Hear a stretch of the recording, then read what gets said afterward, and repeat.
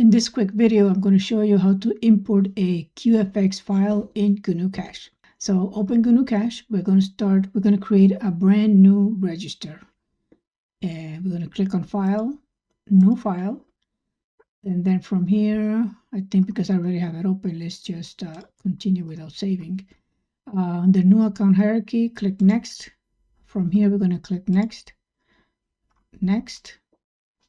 And we're going to select a simple checkbox. So click on that and finish. And then click Apply. Now from here, let's save this as tutorial, just like that. Okay, so from here, we're going to start importing the QFX file. So we're going to click on Import, Import OFX/QFX. Mine is a test. But before I import that, let me show you what it looks like, what the QFX file looks like, so you have an idea. So here it is. This is what it looks like. It's not in a CSV format or comma separated value format, but GnuCash can handle it. So I'm going to come here and it's telling me to please select or create an appropriate account. And oh, this is a test. So what I'm going to do is I'm going to choose checking account. Okay, so then, okay. From here, what we're going to do is we are going to link, let me click here, link these transactions to these accounts that GnuCash created for the simple checkbook. So here we go. So all deposits, we are going to link them or match them to the income account. So click on that. And that's going to be salary. Another one here. We're going to make it, put it under salary.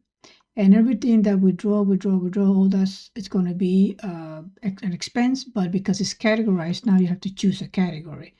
So go to your expenses and maybe let's put this one.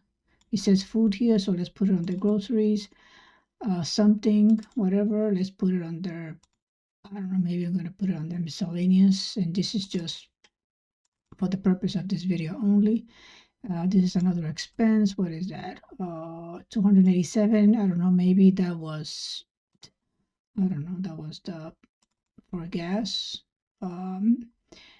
And here we have another withdrawal of $60. So let's see. Let's put it. Maybe that was for electric. I don't know. So everything is green. That means that we already linked it to the appropriate account. Click OK. And here's our new register.